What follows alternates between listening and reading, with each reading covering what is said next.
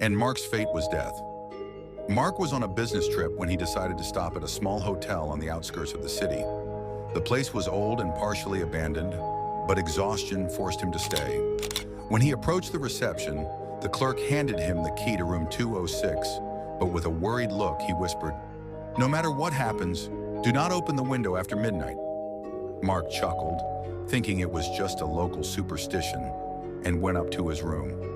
The room was old with faded walls and a wooden bed that creaked loudly. Ignoring the unease, he took a quick shower and lay on the bed, scrolling through his phone until sleep took over. 3 a.m. A sudden, faint knocking on the window woke him up. He assumed it was just the wind, but the knocking persisted, slow and steady, then turned into scratching.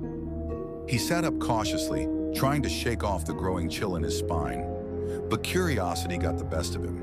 He crept toward the window, his heart pounding violently. As he pulled the curtain aside, his body froze. A pale face stared at him from the outside. It wasn't entirely human.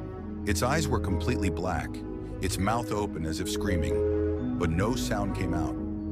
Mark stumbled back, trying to process what he had just seen. Suddenly, the lights went out, plunging the room into complete darkness. Then, "Open the window!" The voice came from outside, whispering, slithering into his ears as if it was inside his head.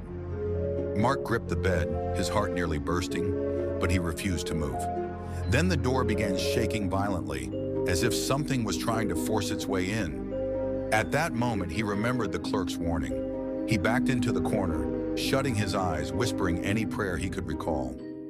After a few moments, everything went still. No sound, no movement. In the morning, when he woke up, he found the window wide open, the curtains swaying with the wind. He ran to the reception, panicked, desperate for answers, but the clerk was nowhere to be found.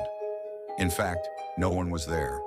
The hotel was completely abandoned, as if it hadn't been in use for years. As he stepped outside, he turned back for one last look at the building.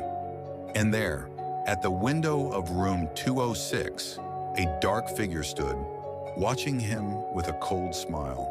From that day on, Mark was never seen again.